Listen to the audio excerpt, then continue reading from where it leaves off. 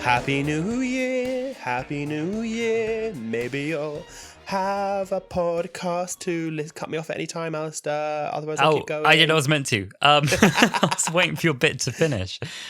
What's the other bit? The EastEnders are just Happy New Year. Is it Kat who does that? No, it's Ronnie. It's Ronnie. She goes, Oh, Happy New Year. Happy New Year. The actress that plays her was in a panto this year and did a lip sync to it, and she was putting on her makeup and with a stoic face was like, but stoic. It was so funny. Well, Happy New Year, Sam. Welcome to 2024. Oh my God, it's like I'm in the future. Have you set any resolutions? Absolutely not. I'm perfect already. Thank you very much. Have you? I actually don't I like to set the bar as low as I can because then if I achieve anything, I feel good about myself. I don't like setting a high bar and missing lots. That doesn't work for me at all. I need to set a very, very low bar that I can tick off in maybe the first week. A good technique for me in my life, I find, is the pretend you're a sim technique, which is pretend that nothing you do is your choice and that someone else is clicking Alasdair goes to the kitchen and opens the fridge, or Alasdair goes for a walk now. Clicks, go here, and I just do it. You truly do not want a single thought. You just want autonomous control, and you're happy to just go about. You would suit a world run by the master. That'd be great, actually. And I'll be sharing more techniques every week on Wholala, a Doctor Who podcast. Well, look, I'm glad that we're here. Welcome, dear listener, to season 4 of Wholala. I can't believe we made it. Episode 61, Alasdair. Can you believe? 61. If I had a nickel for every episode of Wholala, I'd have 61 nickels. Which is a lot. Well, look, I don't know how many nickels we're going to get for doing this episode, but I enjoyed, the episode that we watched today. Alison, what are we watching today? Today we're watching Eve of the Daleks. We had a little chat on the way back from ABBA Voyage, which we went to see the other day. Oh, yeah. Oh, you were saying about dry January, which I was planning on doing, and then you and me were enjoying a glass of wine in front of ABBA on the 1st of January. 18 hours into the new year, and we'd broken dry January. But what are you going to do? You're at ABBA. Yeah, literally. With a friend with a staff discount. Are you not having a wine? No, it's the happiest place on earth. Why wouldn't you go and have a glass of wine? The happiest place on earth. For people of a certain age. We were on the tube back and we're like, oh, what should we do? And we thought, this kind of fits with a sort of a New Year theme. And so here we are. That's what we've watched. No, it was good. Yeah, we said we wanted to sort of kick off Wholala season 4 with, it's a new year, new season. We want to touch a New Year special. And we debated which of the New Year specials we wanted to watch. And we decided to jump into... At one point, we were talking about whether we do all 3 of them in a row. But we decided to jump into this one because we had such fond memories of it. I came away from it still enjoying it with some gripes. I think you said you came away from it not enjoying it as much as you remembered. I remembered it a little more favorably than I found it. Yeah. I'm wondering whether that's because it was sandwiched between... And hey, if you love The Flux and if you love Legend of the Sea Devils, that's on you. That's your burden to bear. But for me, maybe it's because it was sandwiched between those 2 episodes. I was like, oh no, actually no, it was a good episode. And then now when you're just coming off the back of, the specials we've recently had, right? I think maybe I'm just looking at it in a slightly more critical lens. Maybe that's true. Sarah Paulson meme where she's eating that bread and she's like, this is good. Well, no, to be fair, actually, no. I actually only really have one main negative this episode. I've actually got quite a few highs, which I'm excited to dive into. Should we jump into some context, Alasdair, for the episode? Let's jump into some context for the episode. Absolutely. Well, as we've said, we are watching Eve of the Daleks today, which is the New Year's special airing on the 1st of January 2022. It had 3.1 million people view it overnight and 4.4 million people consolidated, with an IMDb score of 6.7 out of 10 and a Letterboxd score of 3.2 out of 5. Now, Eve of the Daleks, as we said, got 3.1 overnight, 4.4 million consolidated viewers, but did really poorly in terms of where it charted against what else was on that week. So the median chart position for a Doctor Who special at Christmas or New Year's is at number 7 against what else is on in that week. And Eve of the Daleks was at number 26. Oof. And she fell. Legend of the Sea Devils, the one after this, I didn't know this before, this is pretty bad, was actually outperformed by a year-old repeat of Antiques Roadshow on BBC Two. Oh, of course it was. Which had just 2.2 million overnight viewers. So just some interesting context, I think, for who was watching this at the time. So in terms of viewership, This one did really, really badly. Yeah, it didn't do very well. For Doctor Who. Yeah. Well, look, the episode's on iPlayer now in the whole Whoniverse section, and as always, I recommend just go and watch the episode. It is a fun watch.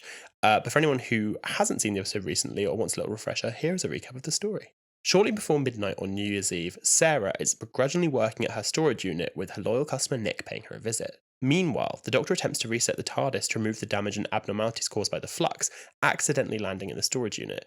Unbeknownst to the Doctor, the TARDIS's reset triggers a time loop.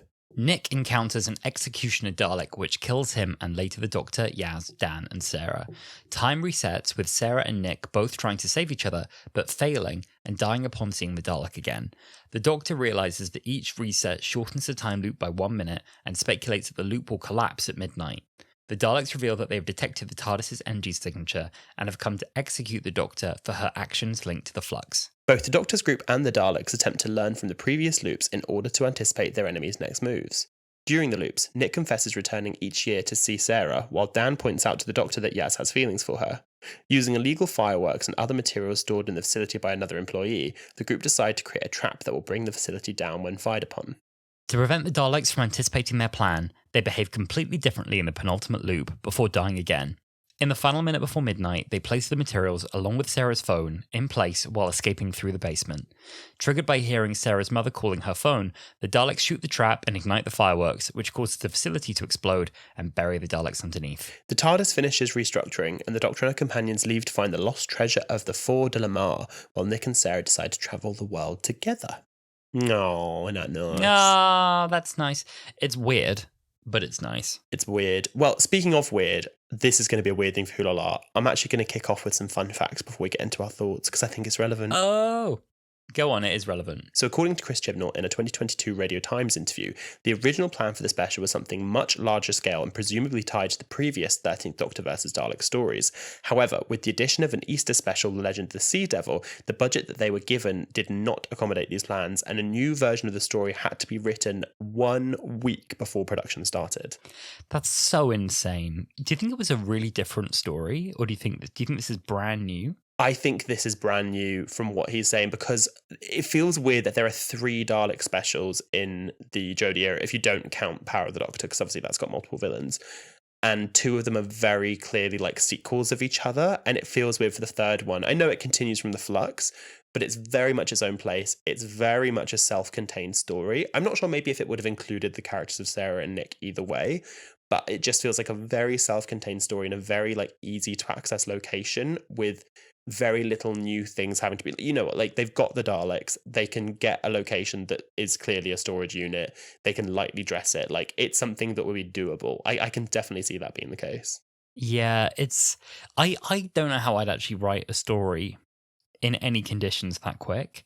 I think I'd actually have a panic attack and start crying, and I'd hire a ghostwriter or even a team of ghostwriters, or like find an excuse so elaborate that they had to like stop production until I was ready.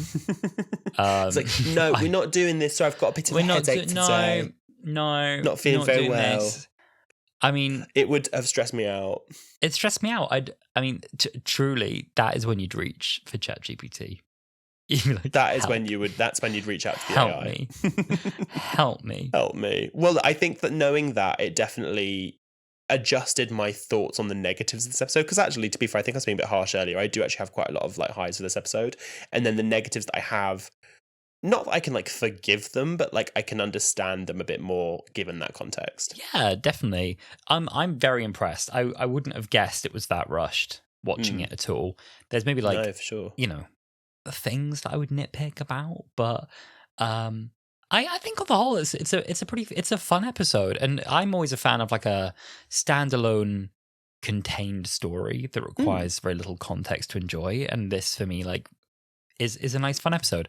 Maybe I'd feel better about it if it was like part of a series. Nothing about it feels very special, festive special about it to me. Yeah.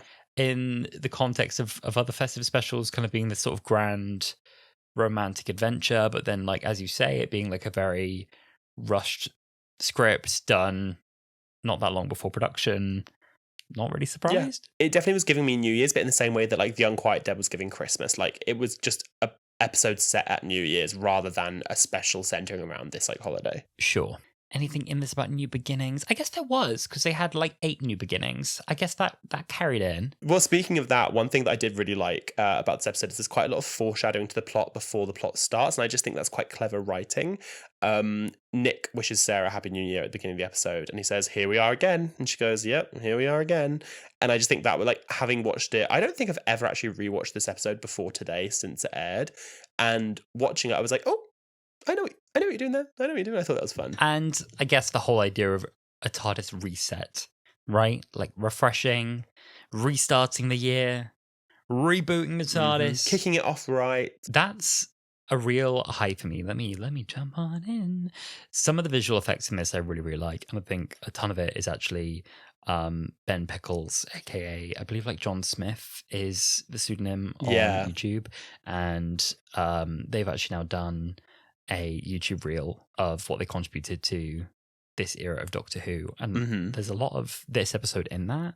And I always find it looks really polished, like a lot of those effects, like the force field on the door has a really satisfying like colorful holographic ripple to it. I really like the kind of like cracked red effect on the TARDIS, the way that all the like background panels around the console collapse when they're running out of the TARDIS. One of my favorite ever shots. I love it when you can see like the TARDIS collapsing inside. Even the final shot of the building collapsing and fireworks shooting out of it. That building's completely CG as well. It's just nice to look at. It's a nice episode to look at. No, it's a very good episode to look at. I do think it's one of the most gorgeous shots from this episode when they're slow-mo running out of the TARDIS and you can see the panels like turning in on themselves and like the TARDIS collapsing. I thought that looked beautiful. I think that you need that in an episode like this where it is such a sort of bottle episode within like one building with like maybe 3 rooms. Like you see the foyer, the corridor, and the container room, and it feels like each of the rooms is actually the same room. They've just dressed differently. So I do think you need those like exciting visuals. I thought the exterminator effect looked so good. Like the actual skeletons when they were like being zapped. So yeah, visually a very, very good episode. I really like the Daleks' little gun in this, actually. You know, they've got the little gun. It's great. It can't aim. Like, it cannot aim. Like, unless you have to be stood still face on within a meter of a Dalek for it to hit you, which is odd. And maybe that's, I mean, it's weird that it's an executioner Dalek and it's like the thing they seem to really struggle with. You'd think they would just send like, I don't know, a Dalek tank or something to just go in overkill. Rather than like a poorly firing one, which like has really broad range. I always like when Daleks swap out their weapons. Like I really like the claw fire one that can cut things with fire. So I liked the machine gun end. One thing I really didn't like about the Daleks is that they swapped out the sucker for that little grabby like the pincer black sphere thing. The pincer thing. Like they don't use it in the episode. I don't like how it looks. I don't think it looks any more threatening. I don't think it looks any less silly than a plunger. And I just don't know why they did it beyond the fact they're like, oh, the plunger looks silly. Like, it just didn't feel... I quite like the pincer. It looks sharp and nasty. Very sharp and mean. Yeah, I mean, there's a line written into it which I like where the Daleks turned away from the Doctor so the Doctor can't see its weapons. And she's like, I'm jamming your weapons. And then he goes, Daleks learn. And then you realise it's like upgraded its weapons so it can't do that. I feel like if we're on the Daleks, and I don't mean to start on a bit of a negative so early in our review, I think the Daleks are probably my least favourite thing about this episode. Yeah. Because I don't think the story is served better by it being Daleks that are the villain. Like, I almost feel like it should have been an original villain where there were maybe 3 survivors as part of a battle squad where their planet got destroyed by the flux and they found the Doctor and were like, you've destroyed my planet. And she's like, no, I didn't, I promise. And they're like, no, you did. And like maybe if it's something to do like they are like time traveling beings and them landing at the exact same time the TARDIS resets causes a time loop. Right. I just think that a bit like you said before, the Daleks aren't scary and they're filming them as if they are scary. And you can't really... Like, much as it was a bit of a gag when they all got exterminated for the first time, like, I think that they were brought into the plot for, like, fan service rather than actually, like, serving the plot. They were brought in to complete the trilogy, I fear. Right? I mean, yeah, I kind of agree with you. It being Daleks doesn't really serve much in this. It's a really interesting one, because I've said before that, like, they should almost abandon trying to make Daleks scary and at this point just enjoy them as comedy characters that pop up now and then. Which I don't even think I, like, really believe. I just keep saying it. Which is funny because in this one, we do get a lot of Dalek comedy, and I think it does kind of work. There's a series of videos, dubs, which are incredibly funny on YouTube, and one of my favorite of all time is about this episode with these dubs.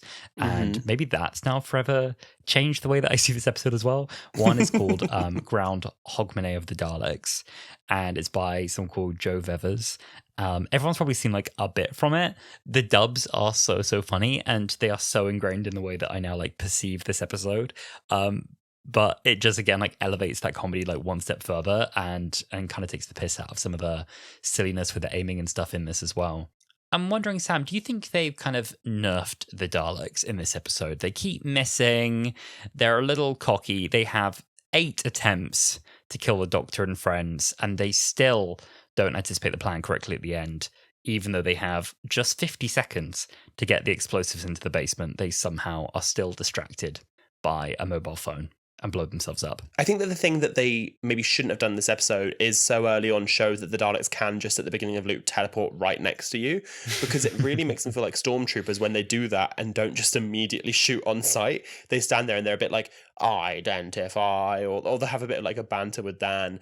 And I do think that it makes them a slightly less threatening villain when they just kind of keep, even though they keep exterminating people, the Doctor also sort of outsmarts them. At one point, Nick kills 2 Daleks by just ducking, and they shoot each other, and much as like and they funny keep visual. shooting each other as well. They don't like hit once and go like, whoa, so let's pause a sec, or let's aim a little lower. They just keep firing straight. Yeah, they don't even think about aiming lower.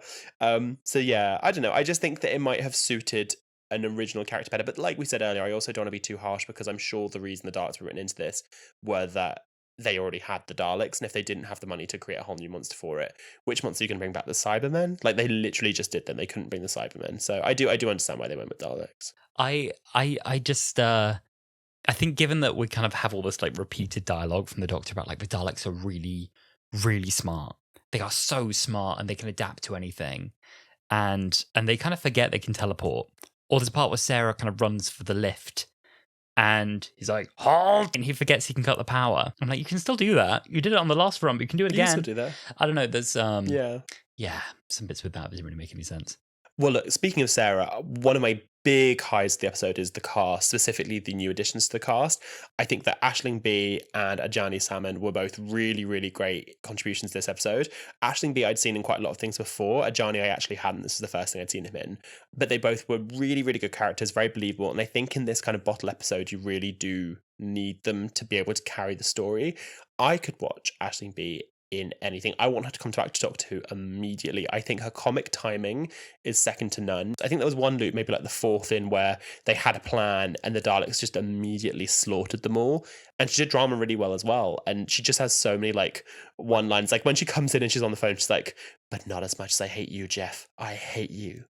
Call me when you get this. Like little things like that. I just thought that she was so good. Like the bickering between her and her mum, like it's so good. The comedy really, really worked for me. I thought she was great. And actually she's one of those awesome, like almost companions that we talk about a lot, who I'd happily have back. I'd happily have an adventure. I really liked her in this. I think what we've learned is that comedy actors do really well in Doctor Who. Very good. I think that it's easier to let a comedy actor show that they can do drama than to try and make a dramatic actor funny. I think that's kind of what we learned from Doctor Who. And this episode actually does have some good funny. It really reminded me a bit of Fear Her at one point when Nick and Sarah meet the TARDIS team for the first time, and she's convinced that they work for the council, and there's that whole running gag of like, but the council wouldn't work on New Year's. Like, there's 3 of you working on New Year's. And like, I feel like one of the critiques for the Chibnall era is that companions aren't very like believably written on the whole. And I know that Dan I actually really like, which we'll talk about in this, but there's a bit where I love that Sarah is really untrusting of the Doctor in company. And like, obviously she immediately, as soon as there's a loop, tries to abandon them, because why wouldn't she? And there's one point where the Doctor pulls out the Sonic, and Sarah, like, it cuts her and she kind of jumps as if she thinks she's pulling out a gun, because like she's a mad woman, why wouldn't she be pulling out a gun? Yeah. And I just thought that things like that are really funny. The only thing that's maybe missing for our new side characters is they never really seem thrown by the situation they're in. I mean, maybe it's just so intense and sudden and urgent that they don't really get a chance to process it, and they just have to kind of like fight for their lives until it's over. But they never really like settle into like having a moment of like, this is weird, right? Like, this is really properly weird. Like, I might be going mad. I might be losing my mind. They kind of like take the time to like stop and flirt a bit, which is funny. But it kind of works, right? Like a festive special kind of allows a bit of room for that. Like, it doesn't really need to be, I think so, super dark at any point or super reflective. It's kind of fun to just have a silly old adventure at Christmas time, or indeed New Year's. Yeah, exactly. It's the festive season, and it's a time for love and merriment. It's festive. And why react to things plausibly? It's Christmas. Exactly. But Dawn, it's Christmas. Well, talking about love and romance in the air, do you want to talk about the TARDIS team for a bit? Yeah, let's talk about the TARDIS team. Talk about the TARDIS team. I actually think, watching this episode and thinking about 13 series as a whole, I think we should have maybe had a season of just 13 and Yaz, but I really, really love 13, Yaz and Dan, specifically like Yaz and Dan as a pairing. I think that they are such a good like pair of mates to have in the TARDIS, and like Dan's just such a softie. He's always got everyone's back. He's always trying to be nice. He's always trying to be sweet. Like, it's so funny that we as a community... What's the point of being alive if not to make others die?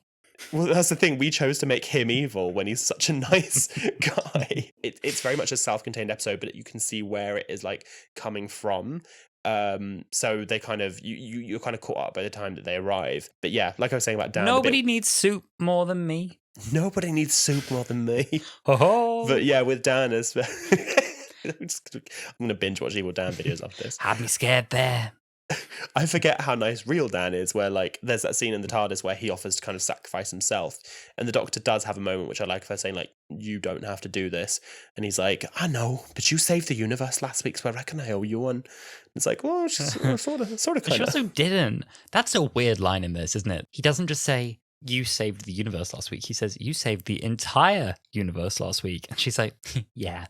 And I'm like, almost. But no. I wonder if it was maybe Dan deciding to leave that then made 13 spiral into a wild pit of depression, and that's why 14 hates the Flux so much. It's like, Dan never even knew the truth. Dan thought it didn't happen. Dan never knew. I never clarified to Dan or the audience. Oh God, it was so much worse. Yeah, it's so much worse. I love talking about Dan. There's the bit when Sarah is like really snappy to him, and then Yaz goes, "Oi, nobody's mean to my mate. That's my job." Yeah. And Dan goes, "Thanks." And then Yaz is just like, shh.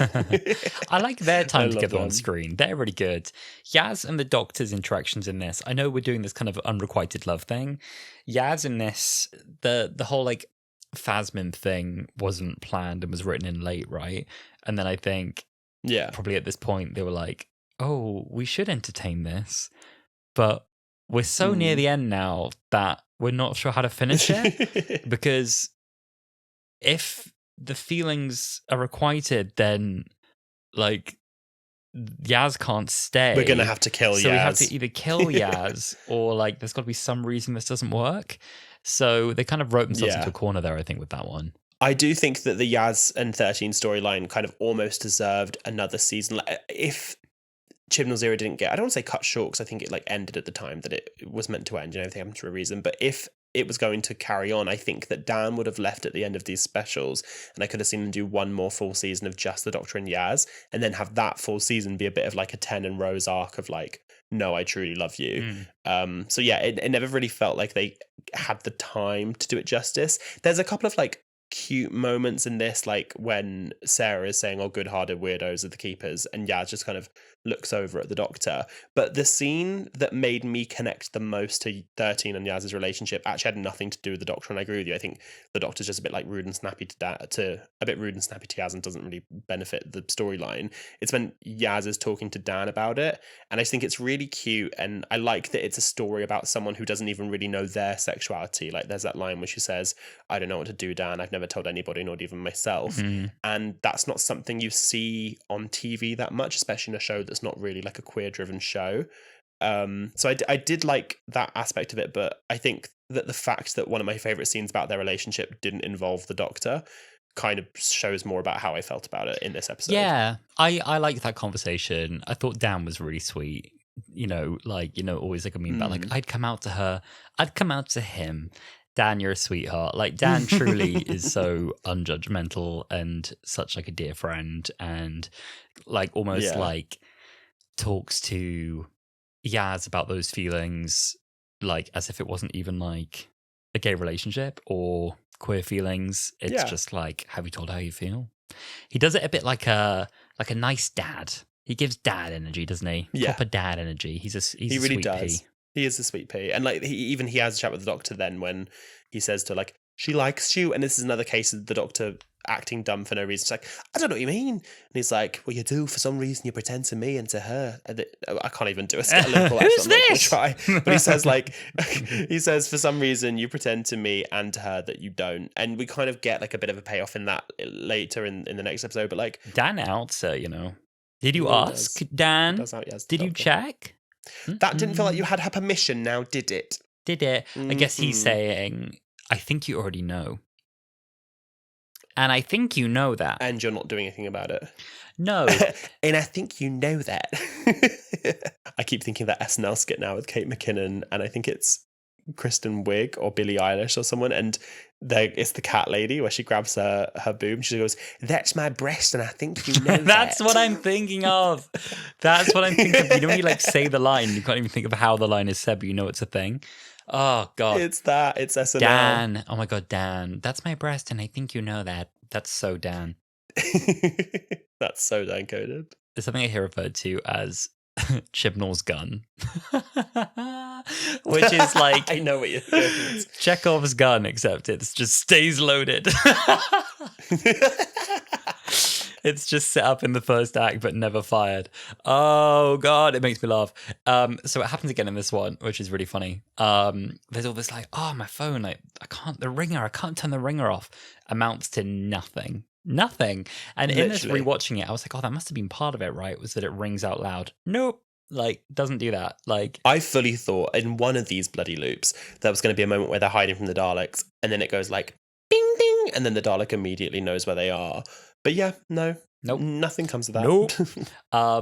Which was just quite funny, like all the setup before that, and then just wasn't used when that was like a really obvious thing to give away their location. The thing that gives them away, and part of it is just that they're just like flirting too loud, which is quite funny. Yeah, they're just like bickering and like talking and flirting really loudly, and then the Dalek kind of... That is so weird. Ah, they found us. The Dalek kind of stopped. It also isn't like a dramatic thing. The Dalek very slowly goes to the door. It almost is funny where the Dalek sort of pulls up, turns its head, turns its body, walks in a little bit, and then it's like, exterminate. It's quite funny. That's the thing. It's not... with Daleks, it's not a creepy, slow movement like, oh God, it's found them. It's almost like the Dalek's like, oi, oi. Oi, oi. No, it's... What's going on here then? It's immediately funny. And then again, like you go back to the Groundhog Monet of the Daleks, right? And in that one, it's like, red flag, sweetie. He's a wrong un. And it's like the Dalek killed him because he was like doing her a favor, which like kind of works better. Like, because he's proper odd in this. Like, he's sweet and inoffensive from like, if we take everything at face value, I mean, he does store and label all these women's belongings like with a strange frequency. Like, oh, some of them are 4 days, some of them are longer.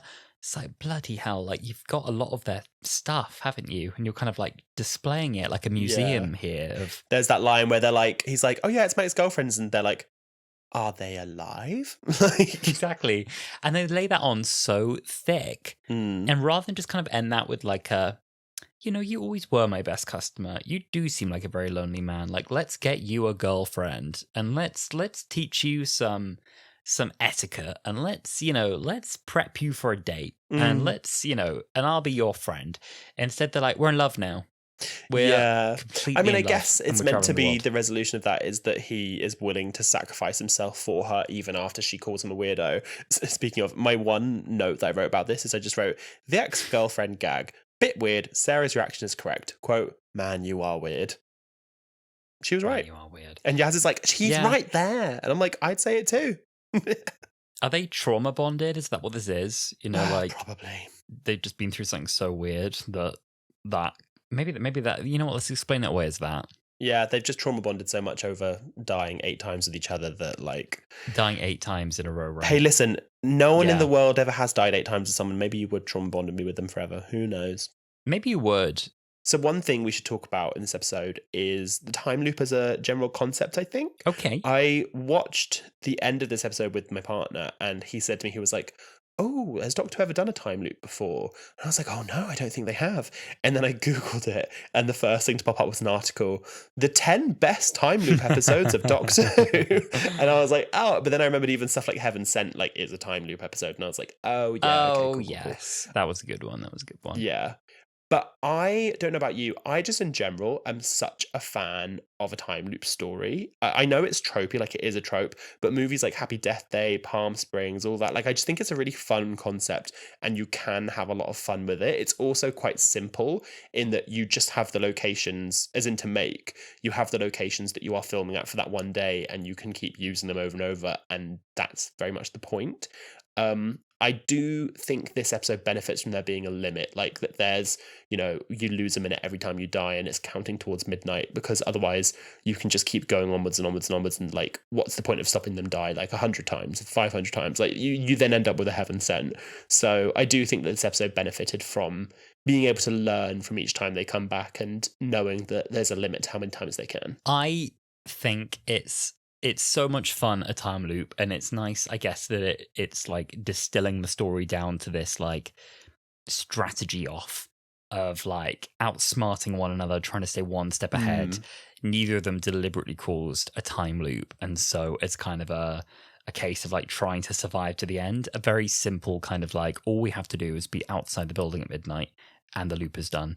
And we probably need to kill the Daleks at some point in that as well, but I don't think that's like said. And there's like enough setup there, I guess, with like Nick and his weird stuff and his like, Nick, you bad man, that he would have like a bunch of illegal fireworks to like set up that resolution. Wait, that was Jeff. That wasn't Nick. Is Nick keeping Jeff's stuff? No. Oh, no. So Nick, only his storage unit is the one with the girlfriend stuff, like all of the weird, creepy girlfriend stuff. But then, do you remember, I think Jeff, there's a bit where Sarah goes upstairs and she sees that sign by Jeff being like, do you remember you said on that Tuesday I could have this? And she's like, yeah, give him an inch and you'll take a mile. And she goes into all of his rooms and she's like, party stuff. Beans and beef. I thought all of this was Nick's. I thought Nick being the one customer meant all of this was Nick's. And I thought Nick was holding something for Jeff. No, Jeff asked to use the storage unit, and he took an inch and ran a mile and ended up storing every single thing. Jeff is up to some weird stuff. Jeff's up to some weird stuff. He's storing every single thing she says that he can't. What was it? Like an animal is alive or dead, food, explosives. I don't know what the whole thing with the party room was. Well, this for me was part of it. I was like, why is she now in love with this man? Oh my God, wait, you thought that that's why, oh God, no, he's not that creepy. Yes, he's creepy. But I thought this was all his stuff. No, oh my God. I was like, she is so forgiving of Red this. flag, I was like, he Jeff. kept like, red flag, honey. That's exactly what I was thinking. I was my like, God. Wow, like, really got over that, huh? The other thing I liked about the time loop a lot was like, I think the deja vu effect was done really well. I like the way that you could like see it start to sink in for them, like what's happening, and then both like start to catch up at the same time. Like, what? And then as they adjust to the idea of the loop, they can like sprint from the word go, and they're just into it and they know what's happening right away. I like the way that they kind of like warm up to the loop, and the first time they have a deja vu, like the camera is like kind of like it's like tilted and it's like tilted. Wonky. Okay, come on, cinematographer. Nah. It's like wonky. The camera's like wonky, and it like makes you feel like disoriented. Like they must, right? Yeah, it's like something's like weird and something's like, I don't know, off. Right? And I just think that's genius. Yes. But I do. So. We joke about it. We're actually really entertained and really impressed. I joke, but I was so impressed. I was like, and I spotted that all on my own. You did. You know what? You're such a clever boy. You're such a clever boy. Yes, you might have thought that she was getting with a weirdo. However, you're such a clever boy. Further, like, slight nerfing of the Daleks here was that the original, like, Dalek effects that we got in like 60s, 70s, whatever, when the whole like screen inverts and people like hold this like horrible open mouth, like painful death, and they like flop to the floor, but it looks like they're in this like really like agonizing state first. Or even like in like 2005 Dalek, people would have like a horrible scream when they went down. The more deaths we got, and like there's no other way to do this, right? Obviously, be an incredibly dark New Year special. The more it kind of like softened the death and made it feel more like instant and more like it was almost like just like a reset beam and not like a laser ray. And the skulls, I mean, I liked it, but it undermines the Daleks as villains, I feel. I liked it, but you know, there was a moment where like I think Nick dies like grinning in one of them, and his skull like looks kind of like it's smiling when like it's like a cheeky grin. I think it's in the decoy round of them dying, and also like Dan dying on the sofa dies in this really weird crouch. That was quite funny to me as well. And there's another one I think where Sarah like dies in the lift in a squat, which is quite funny. Oh, the skull, the skulls all look pretty funny. Yeah, I don't know. Did you feel that at all? I don't mind the skeleton. I do think that was a really good observation made, especially from like Dalek. I think of when the Dalek, like the whole. I just think Dalek. I know I sing its praise all the time. It's just such a good Dalek story. It says you are in a bunker with one Dalek, and we are told it is the most dangerous thing in the universe, and it truly is. It kills every single person, and we know that if it gets out of here, we're fucked.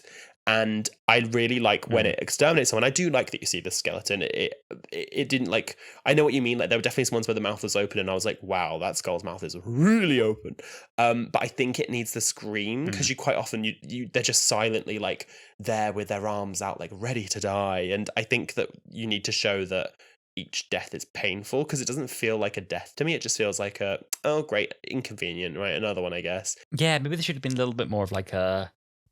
Like tearful bracing yourself for the end, like, oh, here we go, be brave. Like, maybe there's a moment where like Dan and Yaz hold hands together or something. And like, or even like when they then come into the and they like wince for it. Yeah, when they come into the next loop, like they're maybe like they've got tears in their eyes and they're like, I can't go through that again. Like, please don't. Like, can you imagine like Yaz looking at the doctor saying, please don't let it kill me again. Like that, something like that. Like, I think we needed. Oh my god, that'd be so harrowing. Yeah. That'd be a nice like Dr. Yaz moment of like, how many more times is it going to kill us? How many more times am I going to have to die? Like maybe if you want to go a little, you know, as writer of Torchwood, Chris Chibnall, this is where Torchwood would do something around like all of those deaths. I remember them. Oh, I remember dying, and take it up one more with Torchwood. There's nothing. There's just nothing. Do you know where I thought you were going with that? Do you remember the bit where I think they're hiding from the Cyberwoman and Owen and Gwen are hiding in the place where they put the bodies in the freezer, and they're lying on top of each other and they're like, oh my god, she's going to find us. She's going to kill us. We're dead. And then they just start making out as if they're like, well, we're going to die anyway. That's what I thought you were going. And it's like, Doctor, we're going to die anyway. Like, that'd be a really funny angle to take with it for sure. Yeah, I know, right? I like what you're saying about the couch one where he got 718 looked really silly on the couch. It's just like a funny, I think it's good to have the penultimate time loop be one to throw them off. And I think you can have fun with that. I like that Nick got his kind of like therapy from blowing up his girlfriend's stuff. I think that Sarah, got to actually speak with her mum, that the doctor and Yaz, and they just sat on the couch. I just think that's like a really funny visual. It just made me laugh. I do think it leans better into like the parody Dalek funny speech. The Daleks get some good lines in this, like, Daleks do not have managers, Daleks do not have friends. Like, it really reminded me of the dub of Doomsday, where it's like Daleks do not take orders. You have identified as Daleks. Bagger! Like, that was kind of where I felt like it was going.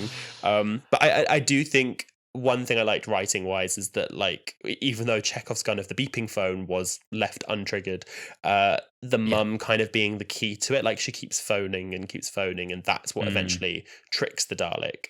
I do like that she was involved in that way. It was funny as well, like the one time that she decides to like be sincere with her mother and is like, maybe I don't tell you enough that I love you. Maybe I don't call you as often as I should. And she's like, are you drunk? I also love... Oh God, you're ill. Oh God, you're ill. I also love that that's not the real world. Like, that got reset. So she just never had that chat with her mum. She does it. She never knew. She never even knew. The like character of the Doctor in this one, there was, I think, highs and lows in it for me. For example, I think low is like leading Dan and Yaz to face a Dalek head on, like saying, this is the deadliest creature in the universe. And then just like walking over to it. I was like, okay. And she was like, I'm blocking your signal. And then the Dalek was like, no, you're not. And it was like, what? And No. I was kind of like, come on now. Come on. Yeah. Because if that had been the end, I mean, honestly, what a ridiculous death. Not like this. And then, yeah, but then like another high was like, I will not let you die because of the decisions I've taken. I really liked that. Yep. I like the Doctor getting a little snappy under pressure as well, was kind of good. Mm-hmm. It's funny, they kind of, again, they come back to this thing where they have this repeated theme with the 13th Doctor kind of being a bit like defensive and closed off and not like being totally open with her friends, not letting people in, running away from problems, running off to the next spot without sort of like really like dealing with anything. Yeah. Which I guess we've now had a bit of a conclusion to post-Giggle, which is a funny time to have dealt with some of that. Yeah. But I feel like more of that should have been resolved within 13's era, because it feels we went all the way then through to the Power of the Doctor, and the kind of parting line with Yaz was like, well, I need to do this on my own now. Bye. Bye forever.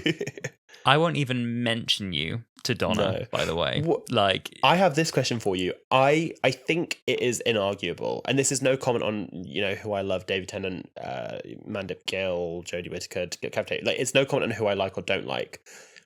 Much as I think it was the right thing to do to bring back David Tennant and Catherine Tate to sort of grab old audiences back in for the specials, do you think it would have actually served the story better if the Doctor didn't regenerate at the end of the Power of the Doctor and we had the 3 specials and basically the same way they were? Obviously, you'd have to change up the Star Beast a bit with the 13th Doctor and Yaz. And at the end with the Bi-Generation, it's that the 13th Doctor gets to deal with the trauma of the flux and live out her life with Yaz. And then the 15th Doctor then goes off as the 14th Doctor and lives their life. Oof. Do you think story-wise that could have worked better? Because you wouldn't have had to rush the ending. They would have been able to have like a proper conclusion to the Thasmin relationship. Yeah. I don't know. Story-wise, I think it was fine for 13 to let go in the way that she did. But maybe Yaz should have stayed a bit longer, is probably how I would have suggested doing it. I would have said like maybe David Tennant and Yaz could have had a bit of time together. That'd been interesting. And then maybe it was time to let go, and maybe she realizes like, you're not the Doctor I fell in love with, or you know, maybe it's time for me to like find something else to do here. Like, actually, now we found Unit. Maybe there's things I can do here that are more me. Or, you know, like, hey, Doctor, look, if it's time for you to come and stop, maybe me too. Like, maybe that was my run. Like, maybe how about we both stop together? I'll be down the road. You stop. I'm not going that far either. We'll both stop. Yeah. And then we'll let this one fly off. Like, I think there's maybe ways you could have done that, which would have maybe felt like a better exit. I think they were so keen to make this like clean cut. Yeah, I agree. With the narrative and give a new jumping on point that like that just meant that Yaz had to go. Yeah. Which it narratively makes like still really very little sense to me. And then upon regeneration, not come back for Yaz. I don't know. Yeah. It was funny. It all felt a bit weird. There should have been some reference to it, I guess. Maybe he felt in his new incarnation that, you know, it was time to let Yaz go because he could see it becoming another romantic thing that he didn't want to deal with, and he ran away from it. Or, maybe. I don't know. I mean, we actually do have, dear listener, if you haven't listened to our back catalogue, we actually do have an episode on the Power of the Doctor, which we recorded right off the back of watching it. It was a very long time episode ago. 2 of Wholala. Go back and listen. We apologise if the audio quality isn't great. But this is where we kind of dive into our immediate thoughts of that. But I do think at some point down the line, maybe we should do a revisit of that episode, because especially post 60th, where we know where the story goes, it's an interesting conversation to have. I felt as well, one final thing I'll say on character is that Dan got this fantastic scene, like challenging a Dalek and being like, look, I'm going to die anyway. I'm going to have fun with it, and I'm going to take the mick out of you. I'm just here delivering something. Me, what are you? You know, and then sort of running in circles around it like, why? You know, it was great. But it felt like Dan in that got a more cheeky and Doctor-like character moment than the Doctor did. Every time the Doctor turned up, it felt like they did this for a lot of her episodes, which I didn't love the way they did. She turns up and she's always a bit like, what? Why? And how? And what? And I don't know anything. I'm so confused. What? And people around her like help her piece things together, but the doctor's like meant to be the quickest one in the room. Yeah. And for some reason, like the doctor is so loud about being on the back foot for a lot of these. And like, but this person's dead. But a minute ago, they were upstairs. What? How? I don't get it. And then when like confronting a Dalek, like had lots of very literal dialogue, like, you're a Dalek, we're in a time loop, and you're gonna lose. No, I completely agree. And it happened a lot in her era. Like, I always thought of it with Graham, like, the Ghost Monument is a good example where she thinks she's lost the TARDIS forever, and she kind of just, like, freaks out. And she's like, what are we gonna do? Like, there's no point. What are we gonna do? And Graham has to be like, come on, Doc, we're not giving up. Are you gonna give up? And the Doc's like, yeah. And then here's a TARDIS and it's like, oh. Like, I just think that they give a lot of... I think 13 was poorly served by writing at points in her era where they gave a lot of doctory dialogue and action to the companions, and to be quite point blank and specific, the older male companions. And I don't think that served her well. And that's not a comment on Jodie Whittaker, and that's not necessarily a comment on Chris Chibnall. I just think it's... No, but like in this, right? Like they gave that moment to John Bishop. Yeah, they gave the doctory moment to John Bishop. And I don't feel that like Yaz either got like a memorable hero moment in this episode. I would agree. So it's an interesting choice, isn't it? You know, Jodie's got these really hot haircuts at the minute. Oh, yeah, and she looks like... And some people on Twitter are saying like, oh, imagine we'd had this like butch version of the Doctor. And I'm like, always like, yes! Every time at the minute that I'm revisiting anything from 13, I'm like, God, I wish we could just go back in time a little bit, go back 2016, 2017, be in the room where they're like defining the look and tone, and just be like, what if we just like, you know, just have a bit of a play with this and just give her a bit of edge, because I think Jodie would so naturally be able to like carry a bit of like a little bit of rough and sass into it. I guess as well because I was watching Time lately and she's so good in Time, and I just don't know. I just think like a little bit more like sass and kickassery, like something.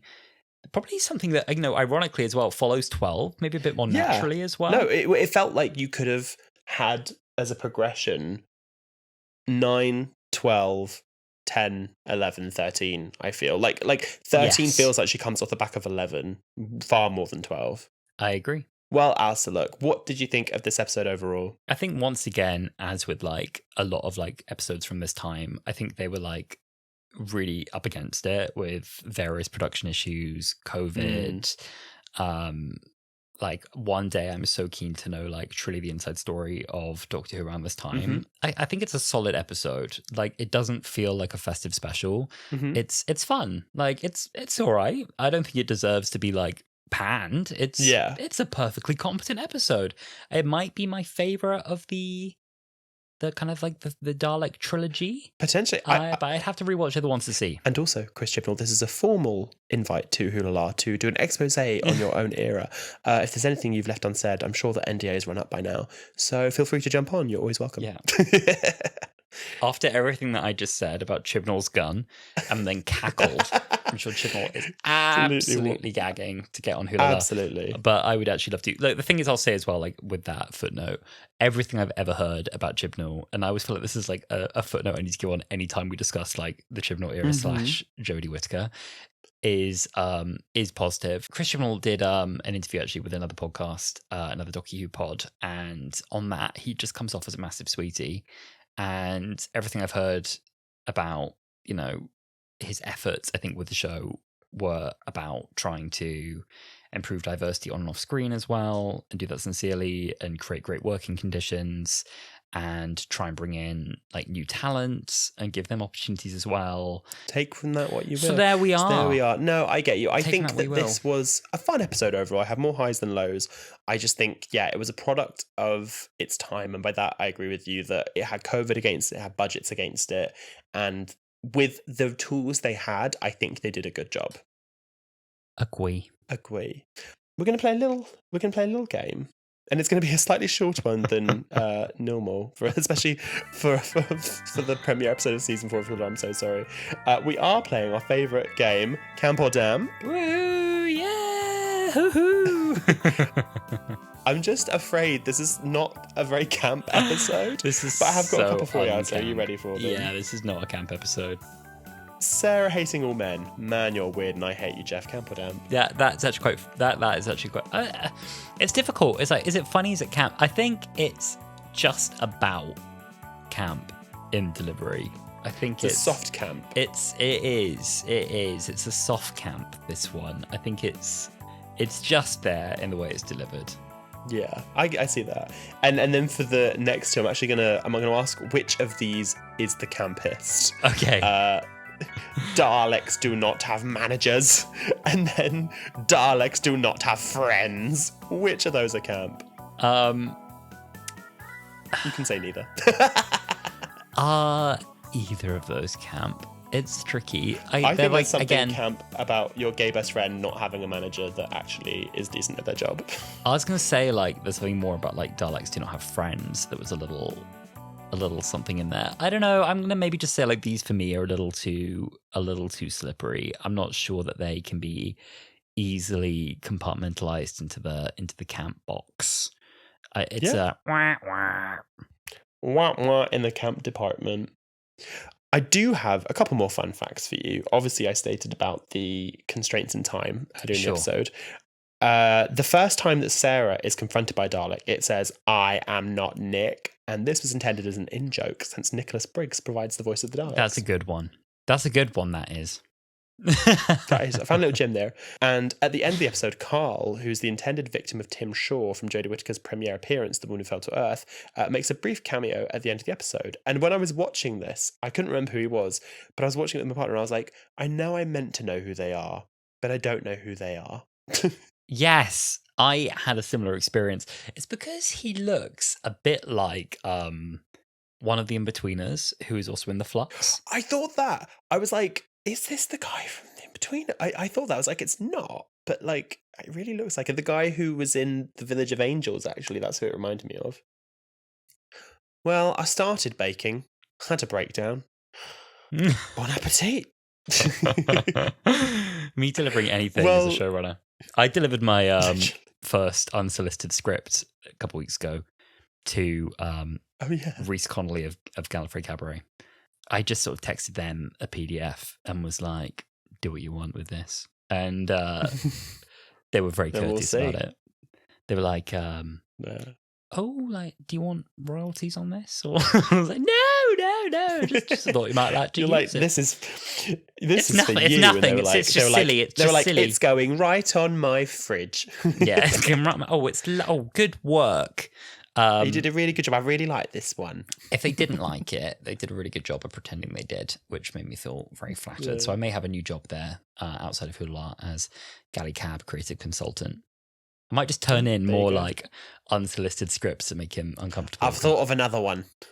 Well, thank you, dear listener, for listening to another episode of Wholala. If you enjoyed, you can reach out to us on all of our social media and let us know. We also want to hear from you. What did you think of Eve of the Daleks? You can reach out to us on X, the app formerly known as Twitter, Instagram, TikTok, and Threads, all of which are at Wholala Pod. You can also rewatch old episodes of the podcast on our YouTube channel, which is also at Wholala Pod. Yes, and if you're feeling very generous, you can go and leave us a rating. 5 stars is always appreciated wherever you listen to your pods.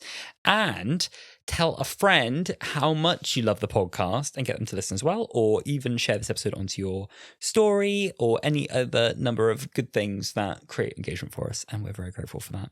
But truly, we love knowing what you think. We love hearing from you. And so if you want to tag us in your tweets, posts, stories, whatever, we'll take a look at those. Exactly. And next week, we will be continuing our Revival Companions series with looking at the companions of Matt Smith's era of Doctor Who. We'll be looking at Amy Pond, Rory Williams, and River Song. Not quite a Clara yet. We're not quite a Clara, but we'll be looking at those for you next week. So please let us know what you think of those companions too.